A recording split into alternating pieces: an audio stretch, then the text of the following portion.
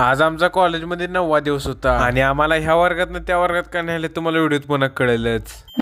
तर सकाळी लवकर उठलो आणि सगळं आवरलं. तर कसं काय मी निवांत आत्तरव पण सगळी कामं करू. सगळ्यात पहिले आपली एक्सेल 100 बाहेर काढली आणि डायरेक्ट आलो राहणार. मग इथं बांधाला गाडी तीन लावली आणि हे सगळं आपल्याला हत्तीकास काढायचं होता. मग पुन्हा उशीर करायला नको म्हटलं, जाऊया लवकर. मग हळूहळू सगळं हत्तीकास तोडायला चालू केलं. व्हिडिओ बघताना फास्ट वाटते पण स्पीड वाढवली तिची फक्त. तेवढ्यात पाऊस पण झाला चालू आणि टावरच्या तारावर पाऊस पडला आवाज कसा येतोय बघा नुसता.